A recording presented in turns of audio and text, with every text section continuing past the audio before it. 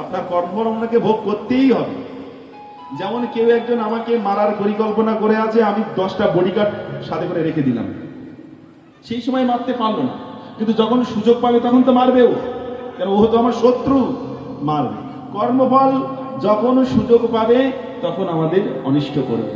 কিন্তু এইভাবে এই স্টোন ধারণ করে গ্রহ শান্তি করতে পারবেন না।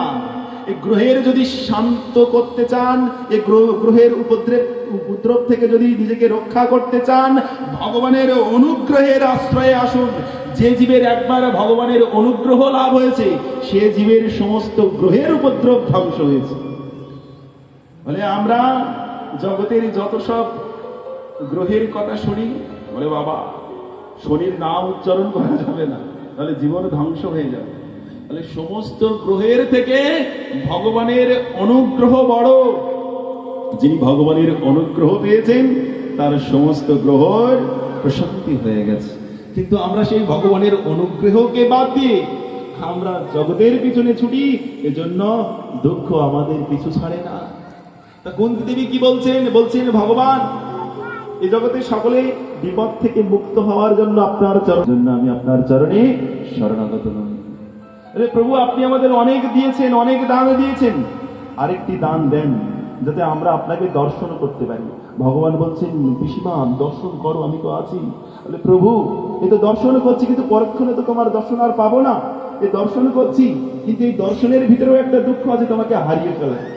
যে এই যে দর্শন করছি ভগবানের অনিন্দ সুন্দর রূপমাধুর্য, বলে এই দর্শন আবার আমরা হারিয়ে ফেলবো কেন? তুমি তো আবার দ্বারকায় চলে এমন একটা দান দিয়ে যাও যাতে আমরা তোমাকে বারবার দর্শন করতে পারি। বলে কি সে উপহারটা কি, দানটা কি বলো?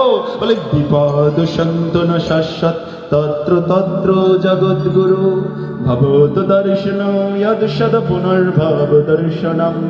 বিপদ শান্তা শাশ্বত তত্র তত্র জগদ্গুরু, আমাদের জীবনে বিপদ দাও, বিপদ। প্রভু এই বিপদটা দিকে তুমি বাকি রেখেছো। আমি বিপদ থেকে মুক্ত হওয়ার জন্য প্রচেষ্টা করে, আর কুন্তীর কি মাথা খারাপ হয়ে গেছে? কুন্তী দেবীরা ভগবানের কাছে বিপদ চাইছে। বলে হ্যাঁ প্রভু, আমরা বিপদ চাই, কিন্তু যতবার আমরা বিপদে পড়েছি ততবার আমরা তোমার দর্শন পেয়েছি। আমাদের ছুটে যেতে হয়নি দ্বারকায়, আমাদের ছুটে যেতে হয়নি বৈকুণ্ঠে, আমাদের ছুটে যেতে হয়নি গোলক বৃন্দাবন।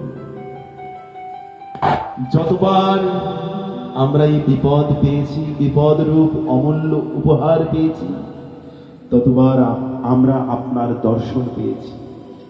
আর ভগবদ দর্শন যখন জীবের হয়, ভগবদ দর্শনের দ্বারা জীব এই জগতে পরমানন্দ লাভ করতে পারে।